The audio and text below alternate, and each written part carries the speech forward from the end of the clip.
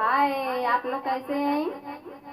आज हम एक बहुत अच्छी बहुत खूबसूरत कजरी गीत लेकर आई हूँ और आप लोग हमारा कजरी गीत सुनिए। आप लोग को पसंद भी आएगा और अच्छा भी लगेगा। काहे कि सावन तो थोड़े दिन है और आप लोग सुनेंगे तभी तो अच्छा लगेगा आप लोग को। तो चलिए हमारा कजरी गीत सुनिए। हम कसड़िया मंगा दमदनपुर पिया रंग रहे कपूरी पिया ना। हम कसड़िया मंगा दमदनपुरी पिया रंग रहे कपूरी पिया ना।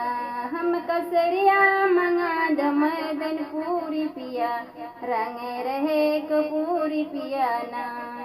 जबले सड़िया ना मंगईबा तबले जेवना ना पड़ोस बे। जबले सड़िया ना मंगईबा तबले जेवना ना पड़ोस बे। हो तबले जेवना ना पड़ोस बे। तोहरे जेवनों पे लगी ही मजूरी पिया रंग रहे कपूरी पिया ना। तोहरे जेवनों पे लगी है मजूरी पिया रंग रहे कपूरी पिया ना।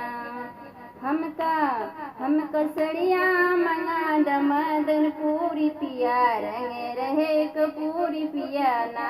हम कसड़िया मंगा दमदनपुरी पिया रंग रहे कपूरी पिया ना।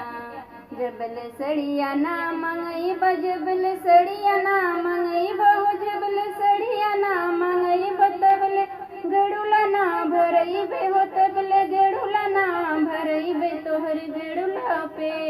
तोहरे गड़ुलो पे लगी मजूरी पिया रंग रहे कपूरी पिया ना। तोहरे गड़ुलो पे लगी मजूरी पिया रंग रहे कपूरी पिया ना। हम कसड़िया मंगा दमदनपुरी पिया रंग रहे कपूरी पिया ना। हम कसड़िया मंगा दमदनपुरी पिया रंग रहे कपूरी पिया ना। जबले सड़िया ना मंगईबा। हो जबले सड़िया ना मंगईबा तबले बीरवाना जोरईबे। हो तबले बीरवाना जोरईबे। तोहरे बीरवो पे लगी ही मजूरी पिया रंग रहे कपूरी पिया ना। तोहरे बीरवो पे लगी ही मजूरी पिया रंग रहे कपूरी पिया ना। हम कसड़िया मंगा दमदनपुरी पिया रंग रहे कपूरी पिया ना। हम कसड़िया मंगा दमदनपुरी पिया रंग रहे कपूरी पिया ना।